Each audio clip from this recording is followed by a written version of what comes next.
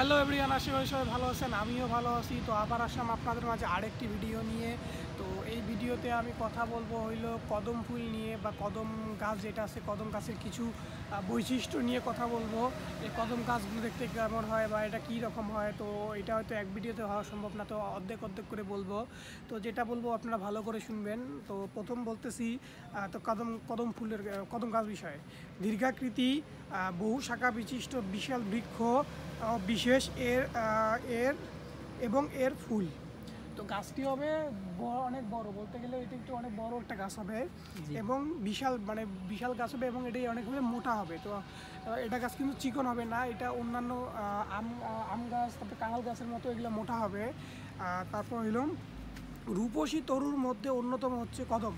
রূপসী তরু বলতে হলে সবচেয়ে সৌন্দর্য যে ফুলগুলো আছে তার চেয়ে সবচেয়ে সৌন্দর্য ফুলে গণনা করা হয় হলো আপনার কদম।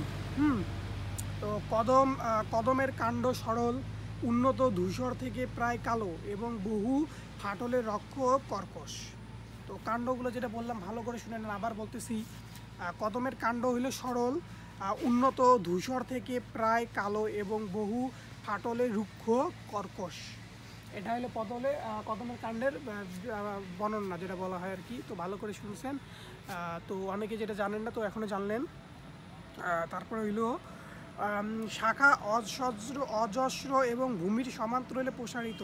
এর যে শাখাটা আছে, মানে নিচের যে গোড়াটা আছে, গোড়াটা একদম অসহ্র এবং ভূমির সমান্তরালে প্রসারিত, মানে একদম মাটির একদম ভিতরে ঢোকে এরা।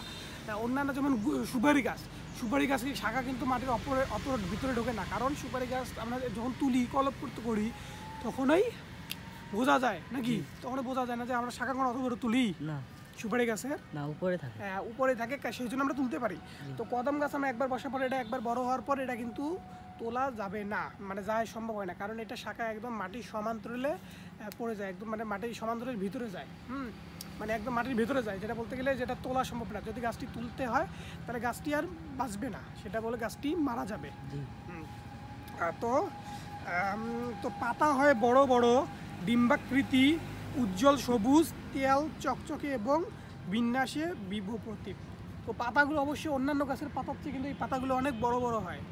তো ওই পাতার রং হবে হইলো মানে পাতার সাইজটা হবে হলো ডিম্বাকৃতি, মানে ডিমের মতো ডিম্বাকৃতি হবে, এবং রং হবে হইলো উজ্জ্বল সবুজ বা তেল চকচকে। এটা পাতা। তো একটা পাতাগুলো দেখাই না একটু এখান থেকেই।